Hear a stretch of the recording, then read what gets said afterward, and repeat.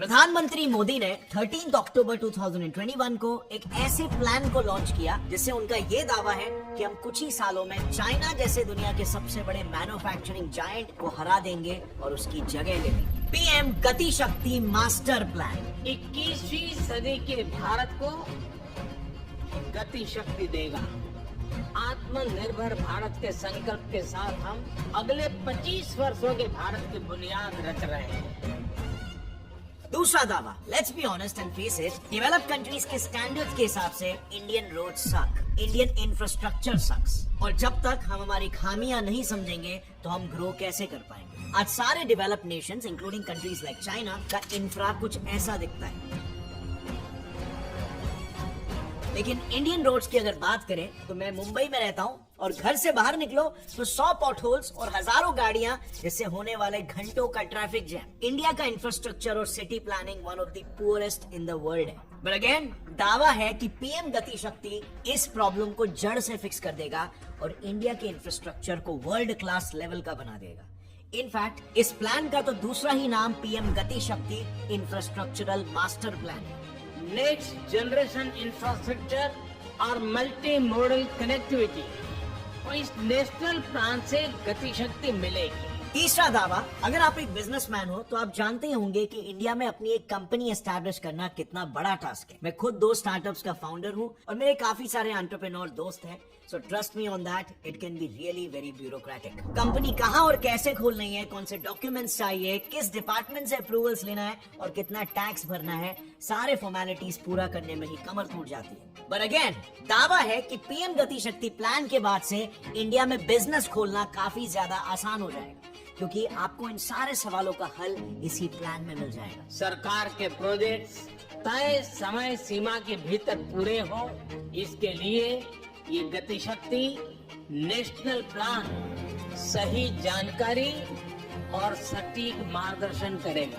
So is it truly going to be a big game changer for India? Well, असलियत में जिस गति शक्ति योजना के ऊपर गवर्नमेंट इतने बड़े बड़े दावे कर रही है, वो गति शक्ति तो बस एक मैप बेस्ड डिजिटल प्लेटफॉर्म है, यानी कि गूगल मैप जैसा एक ऐप। तो अब सवाल ये आता है कि इतने टॉल क्लेम्स गवर्नमेंट आखिर कैसे पूरा करेगी? क्या ये प्रैक्टिकल भी है या बस हवा हवाई बातें हैं? क्या इस एक प्लान से इंडिया चाइना को वाकई में हरा पाएगा, या ये बस एक इलेक्शन प्रोपोगेंडा है, जैसे पहले भी बहुत बार कहा गया है कि मुंबई को शंघाई बना देंगे, so on and so fourth. Well, इसके लिए ना हमें सिर्फ बातों पर नहीं बल्कि इसके प्रैक्टिकलिटी को एकदम अनबायस्ड और रैशनल नजरों से देखना होगा। इस प्लान का विजन क्या है, ये प्रैक्टिकली एग्जीक्यूट भी हो पाएगा कि नहीं, अगर हाँ तो कैसे, और वो कौन सी स्ट्रैटेजीज है जो प्रपोज किए गए हैं जिससे रूट लेवल पर इंडिया के बिजनेस सेक्टर और इंडिया के इंफ्रास्ट्रक्चर को बेहतर बनाए। सो चलो let's find it out. And I highly recommend friends, जो भी बिजनेस कर रहा है या करना चाहता है वो तो इस वीडियो को जरूर अंत तक देखें, क्योंकि इसमें हम आम भारतीयों को गति शक्ति कैसे फायदा देगा ये तो समझेंगे ही, बट इससे बिजनेसेस को क्या यूनिक बेनिफिट्स मिलेंगे इसे भी हम डिटेल में समझेंगे।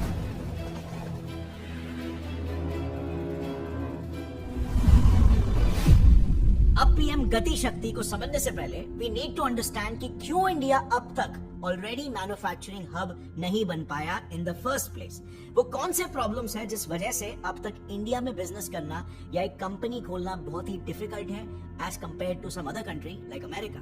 सो वेल, इसके पीछे ना 2 बहुत ही मेजर प्रॉब्लम्स हैं। पहली प्रॉब्लम है बिजनेस सेटअप करने का प्रॉब्लम। बेसिकली अगर आप एक मैन्युफैक्चरिंग स्टार्टअप चालू करना चाहते हो या सोच रहे हो तो आपके आगे ये 4 मेजर चैलेंजेस आएंगे ही। Challenge number 1, finding tax free zones, यानी अपने बिजनेस के लिए एसईजी यानी स्पेशल इकोनॉमिक जोन्स को ढूंढना, यानी वो गवर्नमेंटली डेवलप्ड और प्रिविलेज्ड एरियाज जहां पर बिजनेस स्टार्ट करने पर सपोर्टिंग फैसिलिटीज मिलते हैं। फैसिलिटीज लाइक 5 साल तक फ्री टैक्स, सब्सिडाइज्ड रेंट और इलेक्ट्रिसिटी एटसेट्रा के benefits. Challenge number 2, logistical connectivity. ये फाइंड आउट करना भी काफी चैलेंजिंग और टाइम कंज्यूमिंग हो जाता है कि एक potential business location raw material लाने और फिनिश गुड्स को डिलीवर करने के लिए ज्यादा से ज्यादा रूट से कनेक्टेड है या नहीं। Challenge number 3, licensing and clearance. Business start करने से पहले आपको कौन से लाइसेंसेस और क्लियरेंसेस लेने हैं उसकी एक कंप्लीट अंडरस्टैंडिंग होना इंपॉर्टेंट है, और ये भी इंपॉर्टेंट है कि वो सारे documents under one roof available हो, जो कि अब तक नहीं है। अब ऐसा नहीं है कि इंडिया में अब तक ये प्रॉब्लम्स को एड्रेस नहीं किया गया। आज इंडिया में 232 SEZ यानी टैक्स फ्री जोन्स है, लेकिन अनफॉर्चुनेटली उसमें से 50% ऐसे ही खाली पड़े हुए हैं। कोई कंपनी यहाँ पर आना ही नहीं चाहती और रीजन मेजरली सिर्फ एक, लैक ऑफ कनेक्टिविटी। एक एग्जांपल से आपको समझता हूँ, इजीली समझ में आएगा। सो ये एरिया है बोईसर, इंडिया के फाइनेंशियल कैपिटल मुंबई का largest industrial suburb. And as you can clearly see, ये क्लस्टर सिर्फ और सिर्फ लोकल रोड से ही कनेक्टेड है। रेलवे कनेक्टिविटी की अगर बात करें तो वो सिर्फ इस एक सिंगल रेलवे लाइन से ही कनेक्टेड है। और एयरपोर्ट तो छोड़ ही दो, नियरेस्ट एयरपोर्ट है सांता क्रूज में, जहां तक सामान पहुंचाने में इजीली 3 घंटे लग जाते हैं डिपेंडिंग अपॉन ट्रैफिक। सो अब बस सोचो, अगर मुंबई जैसी इकोनॉमिक राजधानी के इस one of the biggest industrial suburbs का ये हाल है, तो बाकी एरियाज का तो आप इमेजिन कर ही सकते हो। सो बेसिकली इंडिया को एक मैन्युफैक्चरिंग हब बनने से क्या चीज सबसे ज्यादा रोक रही है, इसे अगर एक लाइन में सम अप करें तो इसका जवाब है लैक ऑफ कनेक्टिविटी। जिस प्रॉब्लम को ही गति शक्ति एक मैप पोर्टल कैसे सॉल्व करेगा, अब समझते हैं। Challenge number 4, lack of online presence. Now coming to the last challenge, connectivity के अलावा भी बिजनेस डेवलपमेंट स्पेशली स्टार्टअप्स में एक मेजर चैलेंज होता है। 98% स्टार्टअप शुरुआत के 5 सालों में फेल हो जाने के पीछे एक मेजर रीजन है लैक ऑफ ऑनलाइन प्रेजेंस। एक वेबसाइट या ई कॉमर्स स्टोर होना किसी भी बिजनेस के लिए कितना बेनिफिशियल हो सकता है, ये आई डोंट थिंक मुझे बताने की जरूरत है। लेकिन ज्यादातर फाउंडर्स इसीलिए ऑनलाइन नहीं जा पाते क्योंकि उन्हें लगता है कि ई कॉमर्स स्टोर बनाना काफी डिफिकल्ट काम है, जिसमें बहुत पैसे लगते हैं और कोडिंग और टेक्निकल स्किल्स आनी चाहिए, वरना ये काफी मुश्किल हो जाता है। लेकिन आज का जमाना कंप्लीटली बदल गया है। हमारे पास आज ऐसे तक प्लेटफॉर्म्स है जिससे आप अपने लिए एक ई कॉमर्स स्टोर तक बना सकते हो, वो भी विद जीरो कोडिंग नॉलेज। चलो मैं ही अभी आपको सिर्फ 5 मिनट में एक ई कॉमर्स स्टोर बना के बताता हूँ, एक ऐसे प्लेटफॉर्म से जहाँ आप इसे बिल्कुल फ्री में बना सकते हो। सो सबसे पहले आपको उडू पे जाकर ई कॉमर्स सिलेक्ट करना है और फिर बस 4 सिंपल स्टेप्स को फॉलो करना है। पहला, अपने बिजनेस को डिस्क्राइब करना है। जैसे फॉर एग्जांपल अगर मुझे ऑनलाइन पिज्जा सेल करना है तो मैंने वो सिलेक्ट कर लिया। सेकंड, कलर पैलेट से एक ऑप्शन चूज कर लो या फिर अपने लोगो से ही कलर पैलेट डिटेक्ट करवा लो। थर्ड स्टेप, आपको जो भी पेजेस और फीचर्स चाहिए वो सिलेक्ट कर लो। फोर्थ स्टेप, उडू सामने से आपको 3 AI जनरेटेड थीम्स प्रेजेंट करेगा, जिसमें से आप अपने पसंद के हिसाब से कोई भी एक थीम को सिलेक्ट कर सकते हो। जैसे मैंने ये वाला किया क्योंकि ये थोड़ा कूल लग रहा है। अब आपके ई कॉमर्स वेबसाइट में हर एक चीज कस्टमाइजेबल है। चलो होम पेज के लिए सबसे पहले मैं कुछ अच्छे इमेजेस को ऐड कर देता हूँ और फिर उसके ऊपर टेक्स्ट ऐड करके उसका कलर चेंज कर देते हैं। फिर नीचे मैं चाहता हूँ कि कस्टमर कोड सेक्शन हो, तो यहाँ साइड पैनल से मैंने ये कोड्स वाला ब्लॉक ड्रैग एंड ड्रॉप कर दिया। और फिर मे बी एक सेक्शन होना चाहिए जो steps of purchasing a pizza बताए, तो मैंने ये स्टेप्स वाला ब्लॉक भी ड्रैग एंड ड्रॉप कर दिया। सो चलो होम पेज रेडी। अब ऐड करते हैं प्रोडक्ट्स। सो इसके लिए न्यू पे जाना है और फिर प्रोडक्ट्स पे और उसका नाम, प्राइस मेंशन करना है। फिर प्रोडक्ट का इमेज अपलोड करना है और उनके बेसिक डिटेल्स लिख देने हैं। ऑल्सो इस पेज में भी होम पेज जैसे ही ब्लॉक्स को ड्रैग एंड ड्रॉप कर सकते हो और टेक्स्ट कस्टमाइजेबल है। और बस फिर प्रोडक्ट पेज भी डन। ऐसे जितने चाहे उतने प्रोडक्ट्स ऐड करके मैं मेरा ई कॉमर्स स्टोर बना सकता हूँ। बेसिकली उडू इज 101% कस्टमाइजेबल, प्लस इस पर आपको मिलेगा एक free custom domain for full 1 year और unlimited hosting with customer support for life, जो किसी भी बिजनेस के लिए एक गेम चेंजर है। तो ई कॉमर्स स्टोर बनाना तो आपको आ गया, लेकिन अगर आप एक कंपनी चला रहे हो तो आपको वेबसाइट के अलावा कितनी सारी चीजों पर ध्यान देना है। Sales, finance, inventory and manufacturing, HR, marketing, service, productivity etcetera. अब ऑफ कोर्स इन सभी चीजों के लिए अलग अलग सॉफ्टवेयर है, लेकिन अगर ये सारे प्रॉब्लम्स के सोल्यूशन अंडर वन रूफ मिल जाए तो well that is also possible with उडू, क्योंकि ये एक एंटरप्राइज रिसोर्स प्लानिंग सॉफ्टवेयर है जो इन सारे चीजों का टेंशन आपके सर से हटा देगा। और बेस्ट पार्ट ये है कि you can always try their first app for free, हमेशा के लिए, वो भी बिना कोई क्रेडिट कार्ड डिटेल्स डाले। और उडू की फ्लेक्सिबिलिटी ऐसी है कि आप अपने बिजनेस के रिक्वायरमेंट्स के हिसाब से आगे भी कभी अपने प्लान को मॉडिफाई कर सकते हो, एप्स को ऐड कर सकते हो और आप उनके ईयरली और मंथली प्लान्स भी एक्सप्लोर कर सकते हो। तो अगर आप अपना न्यू बिजनेस स्टार्ट करना चाहते हो या अपने एग्जिस्टिंग बिजनेस को ग्रो करना चाहते हो तो I would definitely recommend you to check out Odoo. ये एक ब्रिलियंट बिजनेस सोल्यूशन है, link is in the description. और अब लौट आते हैं वापस से हमारे वीडियो पर। अब friends, before we move on to the second major problem, मैं आपसे एक बहुत ही अनफॉर्चुनेट फैक्ट शेयर करना चाहता हूँ। Did you know copycat China ने 1977 में इंडिया से ही स्पेशल इकोनॉमिक जोन्स SEZ बनाने का आइडिया को चुराया था, और इसी आइडिया को अपना के इंडिया के बजाय वो आज दुनिया का मैन्युफैक्चरिंग हब बन चुका है।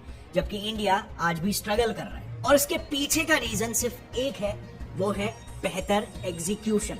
और इसीलिए I personally hate corrupt government. पहली बड़ी गलती, आज तक हमारे इंडिया में सारे SEZs अनप्लान्ड रहे, सिर्फ वोट बैंक के हिसाब से बनाए गए, ना कि एक्चुअल पर्पस के लिए। ना ही कोई कनेक्टिविटी देखी गई और ना ही कोई उससे होता देश का फायदा देखा गया। बेसिकली ऐसे समझ लो, एक नेता ने बोला कि मैं जॉब्स जनरेट करूंगा और अपना प्रॉमिस फुलफिल करने के लिए उसने एक पर्टिकुलर एरिया को SEZ डिक्लेयर कर दिया, बट इन रियलिटी वहां पर तो कोई कंपनी आई ही नहीं। और दूसरी मेजर गलती जहां पर हमारा SEZ का प्लान फेल हुआ, वो था प्लेन करप्शन। आप गूगल पे ही SEZ करप्शन सर्च कर लो, आपको कितने ही नेताओं के नाम मिल जाएंगे जिन्होंने SEZ डिक्लेयर किया और वहां पर कंस्ट्रक्शन करने के नाम पर भ्रष्टाचार किया। एनीवे, अब बात करते हैं दूसरे मेजर प्रॉब्लम की जो हमें एक मैन्युफैक्चरिंग हब बनने से रोक रही है, और वो है गवर्नमेंट के मिनिस्ट्रीज के बीच लैक ऑफ कोऑर्डिनेशन। अब देखो, इसे एक सिंपल से एग्जांपल से समझते हैं। इंडिया में ऐसा कई बार होता है कि एक लैंड पर अगर रोड बनाने का काम हो रहा है तो उसे रोड मिनिस्ट्री करवाती है, राइट। उसके बाद समझ लो उसी सेम रोड पर ऑप्टिकल फाइबर्स बिछाने होते हैं तो उसे टेलीकॉम मिनिस्ट्री बिछाती है। तो वो लोग भी आकर सेम रोड को डिग कर देते हैं और अपना काम करके निकल जाते हैं। फिर रोड मिनिस्ट्री वापस से उस रोड को नया बनाती है, बट फिर जल शक्ति मिनिस्ट्री को याद आता है कि रोड में तो वाटर पाइपलाइंस डालने। अगेन उन्होंने भी रोड को डिग किया और उसके बाद एक बार फिर से रोड मिनिस्ट्री आएगी और वापस पूरा रोड बनाएगी।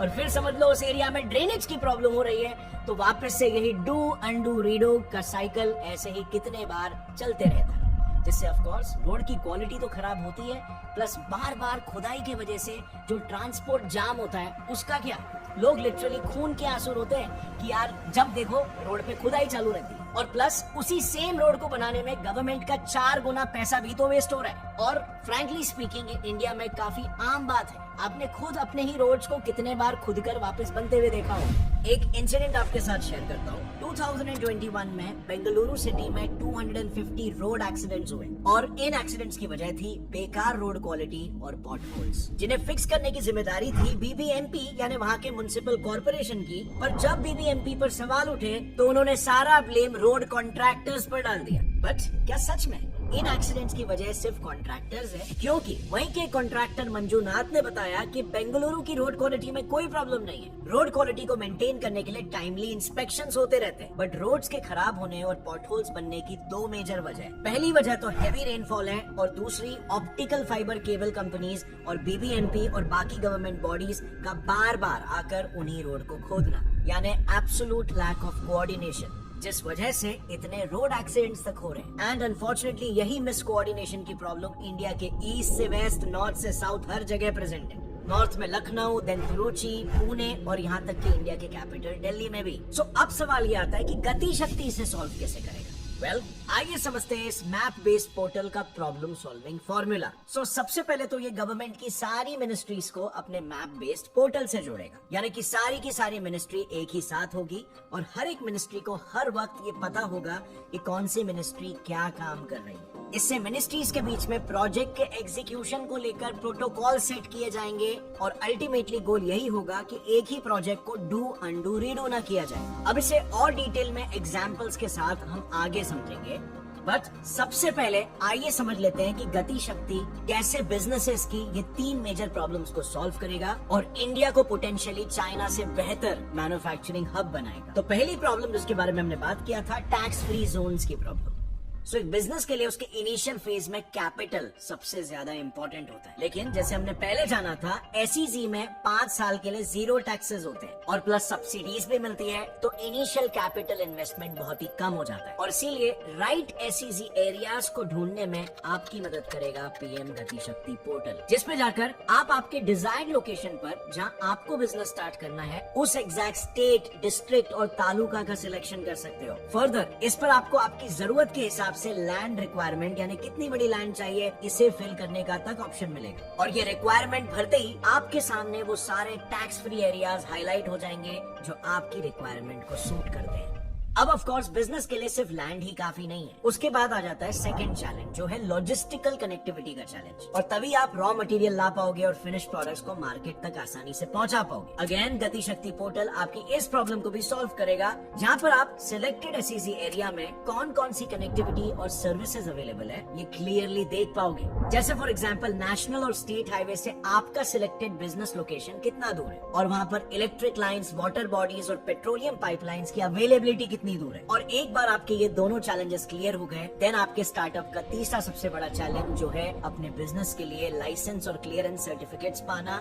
ये भी गति शक्ति पोर्टल के थ्रू आप पहले ही जान जाओगे कि आपको आपके पर्टिकुलर बिजनेस के लिए किस डिपार्टमेंट से कौन सा लाइसेंस और क्लियरेंस निकलवाना है। And this in my opinion सबसे फ्रस्ट्रेटिंग स्टेप होता है। सो कहां पर बिजनेस स्टार्ट करना है, उन एरियाज में कौन सी सर्विसेज है, कनेक्टिविटी कैसी है, बिजनेस स्टार्ट करने के लिए कौन से लाइसेंसेस चाहिए, हर स्टेप गति शक्ति से आपके लिए इजी हो जाता है। अब ऑब्वियसली ये पोर्टल जब लॉन्च होगा तो एक इनिशियल स्टेज में लॉन्च होगा, और फिर आगे जाकर इस पर एवोल्यूशन और अपडेशन भी होगा। और इस पोर्टल का गोल बस यही रहने वाला है कि बिजनेसमैन को, चाहे वो एक छोटे ही शहर का क्यों ना हो, उसे जितना हो सके राइट डेटा, एनालिटिक्स और इन्फॉर्मेशन से एम्पावर किया जाए, ताकि उसका डिसीजन मेकिंग प्रोसेस बहुत ही इजी हो जाए और बिजनेस स्टार्ट और स्केल करने में कोई रेजिस्टेंस ना आए। बिकॉज यही एंटरप्रेन्योर्स तो भविष्य में एम्प्लॉयमेंट जनरेट करेंगे और भारत की इकोनॉमी को बढ़ाएंगे। सो अब बिजनेस सेक्टर से हटते हुए आइए समझते हैं कि गति शक्ति पैन इंडिया लेवल पर लैक ऑफ कनेक्टिविटी और लैक ऑफ कोऑर्डिनेशन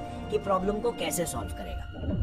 तो देखो, अब तक ना इंडिया को एक मैन्युफैक्चरिंग हब बनाने के लिए 5 मिनिस्ट्रीज अपने अपने लेवल पर प्रोजेक्ट्स चला रहे हैं। जैसे सबसे पहले है मिनिस्ट्री ऑफ रेलवेज, ये करंटली फ्रेट कॉरिडोर प्रोजेक्ट पे वर्क कर रही है, जो इंडिया के मेजर मैन्युफैक्चरिंग हब्स को रेलवे के थ्रू जोड़ेगा। सेकंड है ministry of road transport and highways, जिसका एक्सक्लूसिव फोकस है भारत माला परियोजना। जो प्रोजेक्ट एक बार पूरा हो गया तो इंडिया के सारे मैन्युफैक्चरिंग हब्स को एक हाईवे कनेक्टिविटी मिल जाएगी, जिससे ट्रांसपोर्ट, जो की लाइफ लाइन है, टाइम एंड कॉस्ट इफेक्टिव भी हो जाएगा। थर्ड मिनिस्ट्री है मिनिस्ट्री ऑफ पोर्ट्स। इनका 2015 में शुरू हुआ सागर माला प्रोग्राम इंडिया में पोर्ट लेड डेवलपमेंट कर रहा है, जो माइनर पोर्ट्स को मेजर पोर्ट से कनेक्ट करेगा और मेजर पोर्ट्स को मैन्युफैक्चरिंग हब से। क्योंकि करंटली सिचुएशन ऐसी है कि छोटी फ्रेट शिप्स और बड़ी फ्रेट शिप्स दोनों मेजर पोर्ट्स पर ही अपने गुड्स को अनलोड करती है, जिससे शिप्स का वेटिंग टाइम बढ़ जाता है। बट ये प्रोजेक्ट पूरा होने से फ्रेट ट्रैफिक कम हो जाएगा और इवेंचुअली लॉजिस्टिकल कनेक्टिविटी और बढ़ जाएगी। फोर्थ मिनिस्ट्री है मिनिस्ट्री ऑफ सिविल एविएशन।